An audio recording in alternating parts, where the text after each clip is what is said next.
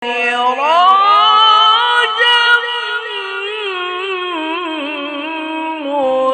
tastawil hasanah walas sayyi'ah. Tidaklah sama orang yang berbuat baik itu dengan orang yang berbuat kesalahan. Apa maksudnya itu? Ayat ini ada dalam istilah tafsir itu namanya korelasi,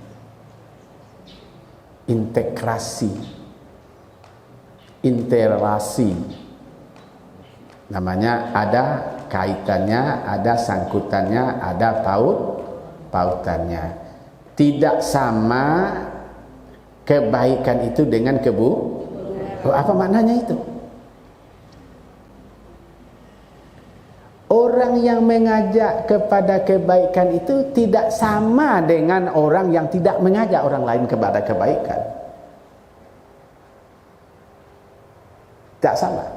Kalau gitu apa artinya? Untuk memilih orang baik saja di suatu kampung, ada enggak ngajak orang dia kepada yang baik? Untuk memilih orang buruk, cari orang yang tidak pernah mengajak orang kepada kebaikan. Kan sederhana aja. Siapakah manusia yang buruk? Cari. Tak ada dia dalam satu hari itu ngajak orang kepada kebaikan. Dia buruk di hari itu. Oh, saya ini baik. Apa standar yang kita pakai untuk mengatakan kita itu baik? Ada orang yang kita ajak. Minimal saya ajak, Jeki, nanti gantikan ayah mengaji. Karena ayah ada kesibukan lain. Berarti namanya apa? Saya suruh Jeki mengajak orang lain pergi mengaji. Saya ajak lagi, misalnya Afdal. Saya ajak lagi Pak Topang. Rekam kaji ini, siarkan ke berbagai tempat di dunia ini. Apa namanya? Dia telah berdakwah melalui media elektronik. Dia telah menyampaikan Islam kepada orang lain melalui media yang canggih, melalui Sirojam Muniro TV. Kan? Hari ini bisa orang mendengar hanya 100-an, begitu dia share, orang mendengar dan membacanya ribuan. Mau diamalkan atau tidak, tugas Husaini, Pak Topang sudah selesai. Tugas Salmadani sudah selesai. Tugas Afdal sudah selesai. Lalu adakah imbalan Allah kepada kita? Adakah imbalan Allah kepada kita? Ada. Berapa jumlahnya? Itu yang tidak urusan kita. Itu yang tidak ada ilmu kita. Berapa kita akan dikasih oleh Allah hari ini? Itu urusan Allah. Jangan kita kerjakan pula apa yang telah ditentukan oleh Allah. Bu Tati kemarin ini diajaknya orang zikir, diajaknya tabligh akbar atau majlis zikir besar di masjidnya. Ya, yang hari hujan datang orang ke sana. Apa? Dia telah berbuat terbaik. Apakah ada orang suka atau tidak? Pasti ada. Ada orang senang dengan tidak senang? Pasti ada. Itulah tantangan. Ibadah itu tidak akan ada enaknya Bapak Ibu kalau tidak ada tantangannya. Kalau enak aja terus, dah enak dia. Tapi ketika ada tantangan ekonomi, tantangan sosial, tantangan masyarakat, tantangan istri, tantangan anak, tantangan tetangga, kita pergi ngaji ini jangan Bapak Ibu kira pula bahwa kita ini akan mendapat pujian-pujian. Nggak usah pula Ibu harapkan pujian itu dari orang lain. Dan juga tidak mengharapkan juga mendapat imbalan caci makian, tidak penting juga. Tapi juga jika itu yang terjadi, alhamdulillah. Kata Ustaz Salmadanis, ibadah yang baik itu ketika ada tantangan. Kalau biasa-biasa saja, tidak menarik. Ibu-ibu yang datang dari jauh bukan tidak ada tantangan, datang ke sini bawa mobil dengan mobil lain. Tantangannya minimal mengeluarkan uang. Tantangannya kalau tertabrak dengan orang lain gimana? tantangan jiwa, tantangan batin. Ingin menjadi manusia terbaik. Maka ada ukuran di sini. Wala tastawil hasanah walas sayyi'ah. Tidaklah sama kebaikan dengan keburukan itu. Tapi Allah menyebut idfa billati hiya ahsan, dan tolaklah keburukan itu dengan terbaik. Apa contohnya? Pak, nanti kita sholat di masjid ya Pak.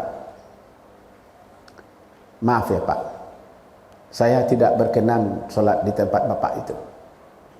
Kenapa Bapak tidak berkenan sholat di tempat Bapak? Saya tidak senang dengan pengurusnya. Sakit hati kita? Sakit? Sakit. Kita akan bisa menjelaskan apa hubungan Bapak sakit hati dengan sholat ke masjid. Nah, saya tak mau sholat ke masjid. Selagi tampak wajah Bapak itu atau Ibu itu oleh saya, menggalagak jantung saya. Ada atau tidak? Ada dalam masyarakat seperti itu? Ada. Bapak, ada masalah apa Pak dengan Bapak itu? Bapak tahu enggak? Yang punya tanah masjid itu saya. Saya wakafkan tanah saya. Anak istri saya, keluarga saya memulailah membangun tempat ibadah itu. Setelah dibangunnya sudah hebat, inilah hasil karya saya. Terus karena saya sudah tua tidak bisa lagi jadi pengurus, maka kami angkatlah dalam masyarakat dia menjadi ketua dan pengurus. Semenjak dia jadi ketua, tidak banyak tegur sapa dengan saya. Lalu dengan tidak tegur sapa itu apa hubungannya dengan tidak datang atau datangnya ke masjid? Tak bisa. Selagi dia jadi ketua, maaf, biarlah saya sholat di tempat yang lain. Itu apa namanya? Ria, sombong, ingin dikenal, ingin diketahui, ingin dipuji, ingin disanjung. Bukan lagi perbuatannya, sikapnya karena Allah. Sudah rusak. Maka mencari manusia yang paling rusak di dunia ini, cari yang seperti tadi itu. Pak, kenapa Bapak tidak ke masjid ini lagi Pak? Wah, saya sudah tersinggung dengan pengurusnya. Apa gunanya kita beribadah tapi hati kita tak jernih dengan orang lain? Apa gunanya? Kita sholat, kita zakat, kita puasa, kita haji juga, kita umroh juga, kita ngaji juga. Tapi ada sesuatu hati kita tak enak dengan orang lain. Ya, bitu. Allah akan hapus kebaikan yang mereka lakukan selama ini. Jelas Bapak Ibu. Susah tak? Susah tak beribadah itu? Susah juga. Oleh karena itu, Bapak-bapak Ibu yang terhormat, idfa billati hiya ahsan. Maka tolak kejahatan, keburukan itu dengan yang lebih baik. Sudah dibenamkannya kita, sudah dihancurkannya ekonomi, sudah dihancurkan keluarga dan anak istri. Justru kita cari siapa dalang yang menghancurkan ekonomi saya, keluarga saya, anak saya, nama baik saya. Katakan kepada diri kita dan kepada Allah, saya akan berbuat baik dan yang lebih baik kepadanya. Baru hebat, baru terpuji, baru dimuliakan oleh Allah. Baru Allah akan yarfa'illahu allazina amanu. Ya, Allah akan angkat orang yang beriman itu. Allah akan angkat orang yang berilmu itu beberapa derajat. Kenapa? Idfa billati hiya ahsan. Jangan kita ingat buruk orang, ingat kebaikan. Kalaupun hanya sebesar biji zarah, kebaikannya kepada kita dan kejahatannya adalah sebesar langit dan bumi luasnya, tinggalkan itu, hilangkan itu. Ingat setetes kebaikannya itu kepada kita. Gitu Bapak-bapak Ibu. Kalau sudah begitu, yang ngangkat kita, yang meninggikan kita bukan dia, bukan orang. Yang mengangkat kita, yang meninggikan kita Allah. Bersandarlah kepada Allah itu. Dudukkan diri kita dengannya. Oleh karena itu Bapak Ibu, memang kenapa saya ajak Bapak dalam ayat ini? Karena yang kita lihat hanya keburukan orang. Yang kita lihat kejelekan orang. Padahal Allah menyuruh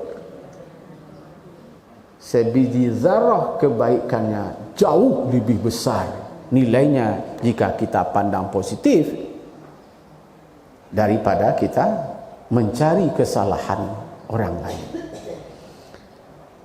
فَإِذَا الَّذِي بَيْنَكَ وَبَيْنَهُ عَدُوَّةٌ. Hebat Allah ini, ya Allah.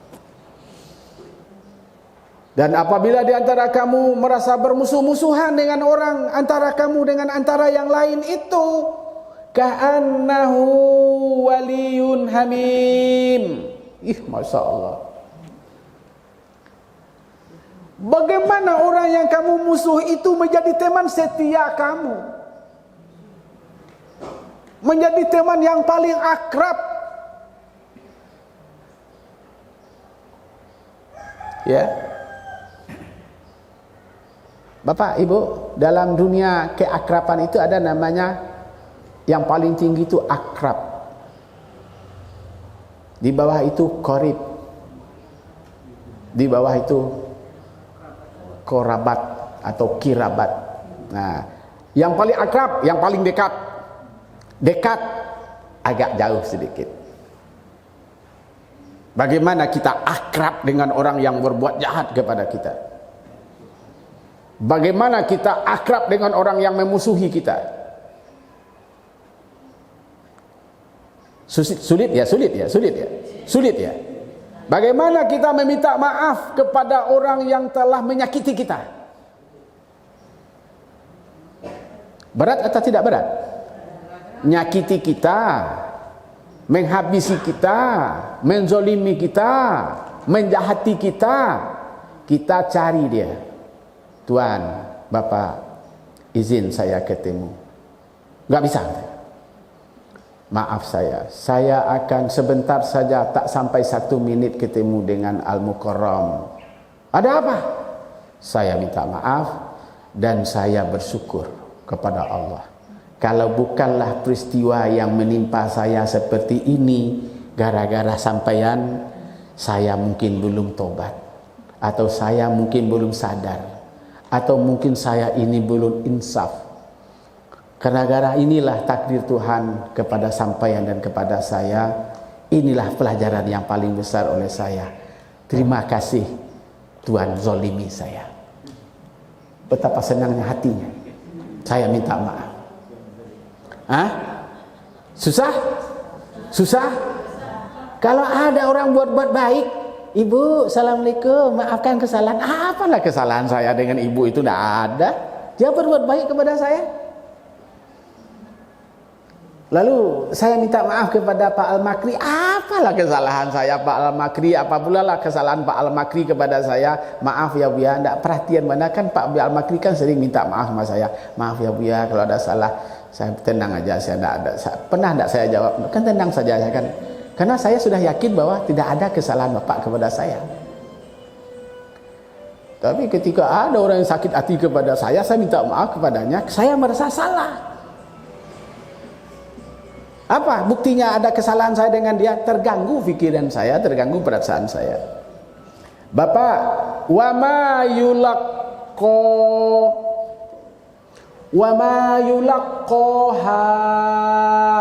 mulak bahasa apa? Ada orang apa? Batak di sini. Mulak apa? Mulak. Dan tidak bisa kita mendapatkannya, tidak bisa kita menemuinya. Kata laqqa. Tidak bisa kita memperolehnya. Tidak bisa kita mendapatkannya, tidak bisa kita menemui. Bisa seperti orang yang memusuhi kita jadi teman, orang yang menyakiti kita dia sahabat, orang yang mencaci maki kita, kita bisa menolongnya. Tidak bisa kita temui, kata Allah, illal ladzina sabaru, terkecuali dengan kesabaran. Kalau gitu apa kuncinya? Sabar. Sabar. Apa itu sabar yang sudah pernah kita kaji? As-sabru lillah, sabar karena Allah. As-sabru minallah, sabar dari Allah. As-sabru fillah, sabar pada Allah. As-sabru anillah, sabar yang datang dari Allah. As-sabru ma'allah, sabar bersama yang paling tinggi. Innallaha ma'as, sesungguhnya Allah bersama orang-orang yang, ibu, bapak ingin bersama Allah atau ingin bersama alam? Oke. Kalau ingin bersama Allah, jangan ditinggalkan Allah. Wa ma yulaqqaha illa alladzina sabaru. Wa ma yulaqqaha. Lagi. Dan tidak akan bisa ditemui itu, tidak akan kita peroleh itu. Ya, sehingga orang-orang yang ada rasa permusuhan itu, ya, kepada kamu, seperti ia menjadi teman setia kamu. Jadi dalam ayat ini, dan tidaklah sama kebaikan dengan kejahatan, dan tidaklah kejahatan itu, dan tolaklah kejahatan itu dengan yang lebih baik, sehingga orang yang ada rasa permusuhan antara kamu dan dia akan seperti teman setia. Siapa itu yang bisa memperolehnya? Orang yang sabar. Ibu, bapak hadirin yang saya hormati, sabar itu adalah kemampuan istata'a ala aqli wa qalbi wa nafsi, kemampuan menganalisa, menempatkan akal, menempatkan kalbu, menempatkan nafsu fi mawadhihi, pada tempatnya. Yang sabar, kemampuan akal, kemampuan kalbu, kemampuan nafsu atau nafs, menempatkan sesuatu itu pada tempatnya. Kalau ada anak kita dipecah rutinya, kita marah ibu atau tidak? Dia anak itu umurnya baru 3 tahun, nyoba caruian apaan? Ibu marah atau tidak? Iya, marah. Ya. Lalu apakah memukulnya dengan lidi, atau memukulnya dengan kayu, atau ditampar kuat-kuat? Tidak. Apa namanya? Memarahi itu sesuai dengan kepatutan. Memarahinya itu sesuai dengan kepatutan umurnya, kepatutan akalnya, kepatutan pemahamannya. Tapi kalau Ustaz Zeki umpamanya dipercarutinya ayahnya, saya marah, akalnya sudah pintar, ilmunya sudah hebat, dia sudah menjadi ustadz, lalu dia caruti ayahnya, pada tempatnya kah dia melakukan itu kepada saya? Kalau gitu apa sikap Samadanis sebagai ayahnya? saya akan memperlakukan sesuai dengan permintaan Ustaz Zeki. Apa artinya? Saya menempatkan Zeki karena dia sudah tidak fair dengan ayahnya, ya, tidak setuju dengan ayahnya, maka sikap Salmadanis dalam Islam sudah, Eki telah aku batasi berbuat baik kepada ayah. Kalau Eki juga mau berbuat baik, berbuat baiklah kepada yang lain. Untuk sementara tidak ada artinya Eki berbuat baik kepada ayah. Pahala batas Eki berbuat baik kepada ayah sampai Eki mempercaruti ayah. Yes? Saya pikirkan lagi? Tidak. Kecuali tobat dia, kecuali dia insaf dia. Nah, ya, saya tobat. Ayah minta maaf, Eki minta maaf. Ada batasnya? Ada. Si orang ayah atau kita sebagai orang yang beriman, apa sikap kita? Orang sudah sadar, dia sudah insaf, dia sudah baik. Hah? Apa tugas kita? Menerima maafnya. Ya selesai. Ibu-ibu, bapak-bapak yang saya hormati, wa imma yanazaghannaka minas syaitani nazghun.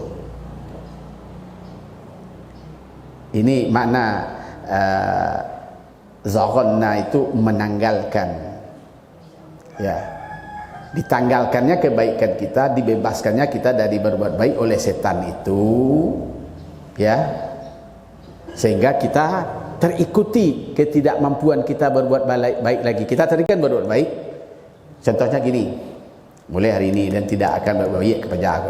Itu salah waktu. Yang tidak berbuat baik kepada kita dia, yang kita tetap saja menempatkan dia dengan ilmunya, menempatkan dia dengan akalnya, menempatkan dia dengan dirinya, kita tetap. Tentu sangat bijak sekali, sangat arif sekali, ya, menempatkan diri kita pada posisi mereka dalam keadaan tidak benar itu, dalam keadaan galau itu. Ketika menghalangi kita untuk berbuat baik, fasta'iz billah. Kita berlindung kepada Allah Subhanahu. Nah, bagaimana cara berlindung kepada Allah Ta'ala? A'udzu billahi minasyaitonir rajim. Allahumma inni a'udzu birabbil falaq min syarri ma khalaq wa min syarri ghasikin idza waqab wa min syarri nafasati fil uqad wa min syarri hasidin idza hasad. Allahumma inni a'udzu birabbin nas malikin nas ilahin nas min syarril waswasil khannas alladzi yuwaswisu fi sudurin nas minal jinnati wan nas. Ini yang tersuruknya ketika ada kul a'udzu birabbil falaq, kulnya dihilangkan. Allahumma inni, baca a'udzu birabbil falaq dan seterusnya. Sudah pernah ibu membaca doa itu? Sekarang saya ajarkan. Kenapa kita ini bisa dipengaruhi? Kenapa kita ini bisa terpengaruh? Kenapa kita ini bisa terjebak? Kenapa kita ini lekas atau cepat dimasuki oleh pikiran-pikiran orang lain? Kenapa harus kita tergoda? Kenapa kita harus mengikuti mereka? Karena kita tidak berdoa. Kan kul a'udzu birabbil falaq. Kul kulnya kita tinggalkan.